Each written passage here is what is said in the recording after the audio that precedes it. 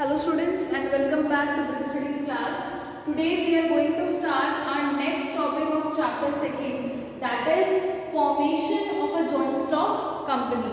In our last video we had already covered what is the meaning of private company, public company, OPC. Now we are going to see what are the steps, how a company gets formed and what are the steps we have to take when we are commencing a business. When we are commencing a business, there are 4 steps we have to cover.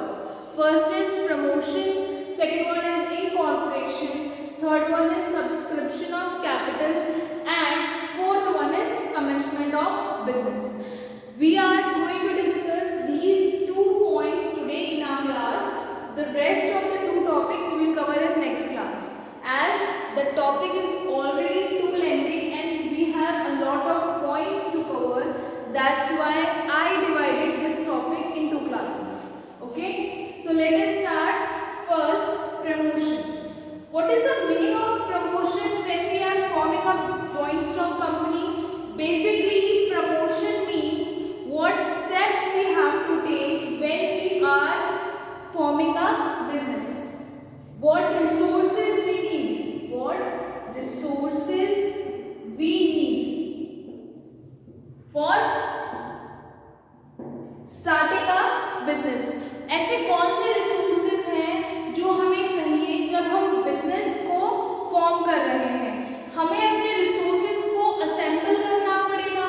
Assemble मतलब उन्हें हमें collect करना पड़ेगा, identify करना पड़ेगा कि अगर मैं अपना बिजनेस स्टार्ट कर रही हूँ तो मुझे कौन से रिसोर्सेज हैं जो बिजनेस को स्टार्ट करने में यूजफुल होंगे. तो first we have to know what is the meaning of promotion.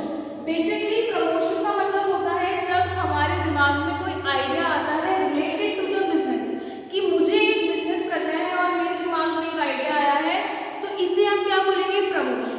तो जो फर्स्ट स्टेज होती है जहाँ पे हमारी कंपनी फॉर्मेशन होती है, फर्स्ट ही होता है प्रमोशन.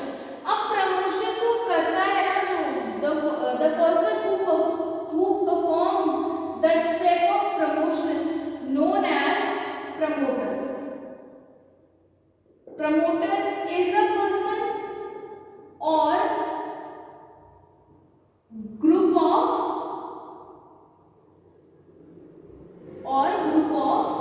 persons. या तो ये एक अकेला पर्सन हो सकता है, ठीक है, या तो ये अकेला पर्सन हो सकता है, अकेला इंडिविजुअल हो सकता है, या फिर कुछ लोगों का ग्रुप, उसे भी हम क्या बोलेंगे? प्रमोटर. तो प्रमोटर बेसिकली वो पर्सन होता है, वो इंडिविजुअल होता है जिसके दिमाग में आइडिया आता है रिलेटेड टू बिजनेस कि मुझे बिजनेस स्टार्ट करना है, उसे हम बोलते हैं प्रमोटर. तो प्रमोटर क्या स्टेप्स फॉलो करता है, उसका क्या काम होता है, वो हम इस पॉइंट्स में कवर करेंगे. पहला है आइडेंटिफिकेशन ऑफ बिजनेस अपॉर्चुनिटी. पहले तो प्रमोटर को जो काम करना है, the first thing that promoter have to perform is to identify the business opportunity that he is having in the business environment. उसके एनवायरनमेंट में, उसके बिजनेस एनवायरनमेंट में उसके पास क्या अपॉर्चुनिटीज हैं जिससे वो क्या कर सकता है, उन अपॉर्चुनिटीज को ग्रैब कर सकता है और उन बिजनेस अपॉर्चुनिटीज को यूज कर सकता है अपनी कंपनी को फॉर्म करने के लिए. तो अगर हम कोई नया बिजनेस स्टार्ट कर रहे हैं तो पहले तो हमें ये देखना होगा कि उस पर्टिकुलर जो भी बिजनेस हम स्टार्ट करने वाले हैं, उस पर्टिकुलर बिजनेस की आज के टाइम पे डिमांड है या नहीं है. ठीक है, ये चीजें देखना बहुत ज्यादा जरूरी होता है. जैसे आज के टाइम में सबसे ज्यादा जो बिजनेस ग्रो कर रहा है, अगर मैं एक पर्टिकुलर बिजनेस की बात करूं, जैसे सैनिटाइजर हो गए आपके, ठीक है, मास्क हो गए आपके, प्लस ये सारे बिजनेस, ये जो सारे प्रोडक्ट्स हैं, ये आपके डिजिटली, अगर डिजिटली मतलब अगर आपको घर बैठे बैठे सारी फैसिलिटीज मिल रही हैं, तो आज के टाइम में सबसे ज्यादा मैं बोलूँगी कि सबसे ज्यादा जिसकी डिमांड है वो इन्हीं चीज़ों की है. ठीक है, आज के टाइम में ऐसा नहीं है कि बहुत ज़्यादा लोग अनसिक्योर फील करते हैं कि हम किसी की शॉप पे जाए फिजिकली और वहाँ से हम कुछ सामान खरीद के लेके आए, बिकॉज ये बहुत ज़्यादा अनसेफ है. तो लोग आजकल ज़्यादा कहाँ डिपेंड हो रहे हैं? डिजिटली. ठीक है, कि हमने ऑनलाइन ऑर्डर करा और हमारे पास सामान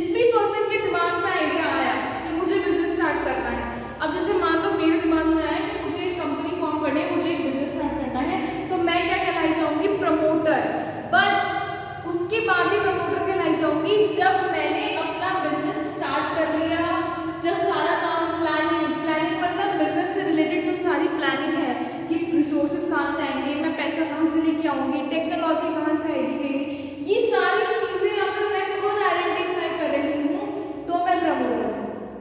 ठीक है, अब आओ नेक्स्ट पॉइंट, फिजिबिलिटी स्टडीज। अब फिजिबिलिटी स्टडीज से रिलेटेड मतलब क्या है, वो स्टडी जो हम किससे रिलेटेड कर रहे हैं, वो एनालाइज हमें फाइंड करना है एज अ प्रमोटर कि मुझे किन चीजों की जरूरत पड़ेगी अपने बिजनेस में।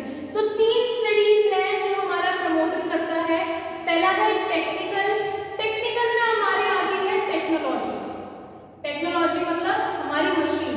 अगर मैं कोई प्रोडक्ट फॉर्म करने जा रही हूँ तो उस प्रोडक्ट को फॉर्म करने के लिए मुझे कौन सी मशीन चाहिए होगी, मुझे कौन सी टेक्नोलॉजी चाहिए होगी, ये हमारा टेक्निकल स्टडीज में आता है।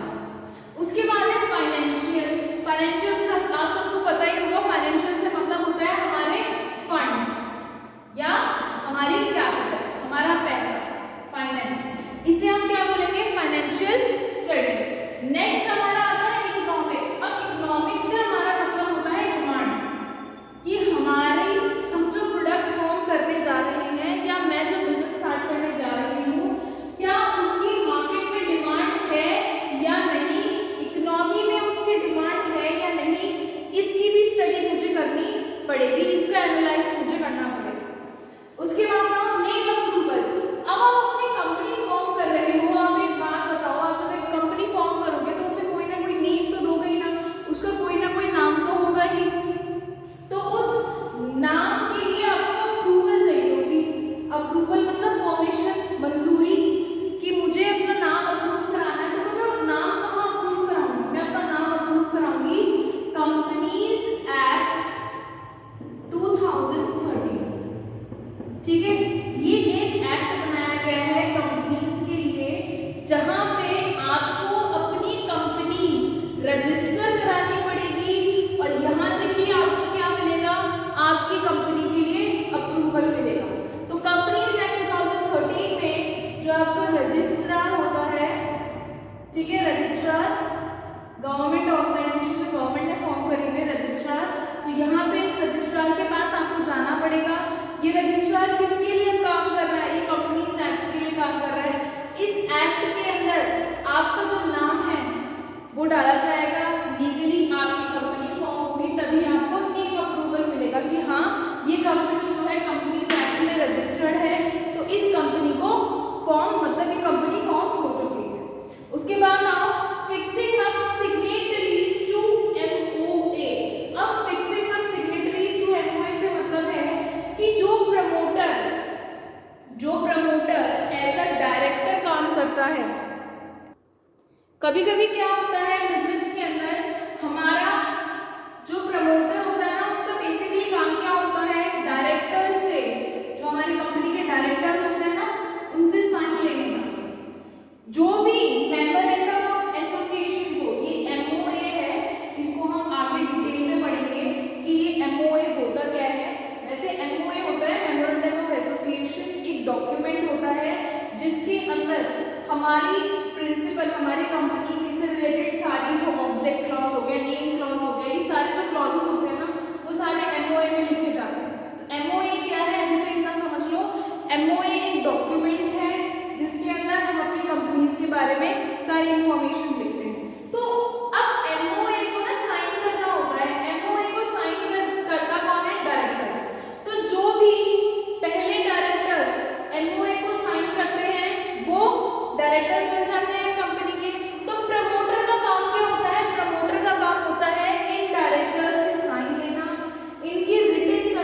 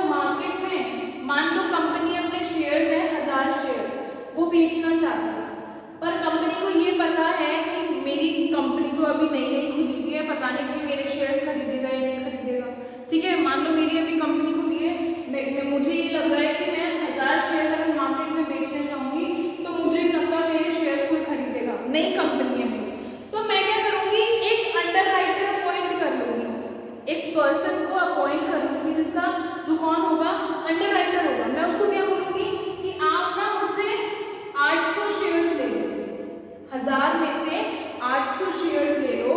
200 शेयर्स तो मुझे लगता है कि शायद जो मेरे रिलेटिव्स हैं या जो मेरे नोन हैं कंपनी के अंदर वो लोग खरीद लेंगे, पर मुझे लगता है कि जो ये 800 शेयर्स है ना ये मेरे डूबने वाले हैं, ये कोई नहीं खरीदने वाला। तो मैं उस अंडर राइटर को बोलूंगी कि ये आपका काम है, ये इन 800 शेयर्स को बेचना, ठीक है। अब इसके बदले अंडर राइटर मुझसे क्या लेगा, कमीशन भी तो लेगा। जब वो मुझसे जब मैं उसे शेयर्स दे रही हूँ बेचने के लिए, मैं उसको काम दे रही हूँ, तो मुझसे क्या लेगा, कमीशन देगा। तो मैं उसको कमीशन पे करूंगी, उसकी जो पैसे हैं जो भी वो उसको मैं पे करूंगी। तो ये अंडर राइटर का काम होता है। उसके बाद आओ प्रिपरेशन ऑफ नेसेसरी डॉक्यूमेंट्स, और जो थोड़े बहुत डॉक्यूमेंट्स होते हैं उनकी प्रिपरेशन कौन करता है, प्रमोटर करता है। तो ये वाला स्टेप जो था ये सारा चीज कौन फॉलो करता है, ये हमारा प्रमोटर फॉलो करता है प्रमोशन में।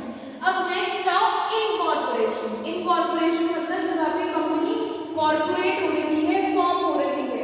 तो पहला है फाइलिंग ऑफ नेसेसरी डॉक्यूमेंट्स। अब फाइलिंग ऑफ नेसेसरी डॉक्यूमेंट्स में कुछ डॉक्यूमेंट्स आते हैं जो आपको फॉर्म करने होते हैं। पहला तो मैंने आपको बताया अभी MOA, मेमोरेंडम ऑफ एसोसिएशन। दूसरा मैंने अभी तक नहीं बताया, जो हम आगे पढ़ेंगे, आर्टिकल्स ऑफ एसोसिएशन।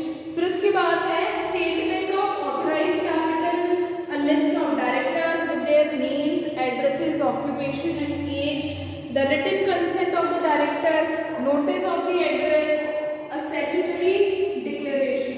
तो ये सारी जो डॉक्यूमेंट्स हैं कि कौन सा डायरेक्टर होगा, उस डायरेक्टर का क्या नाम होगा, उसका एड्रेस क्या होगा, ये सारी चीजें रिलेटेड टू डायरेक्टर्स, ठीक है।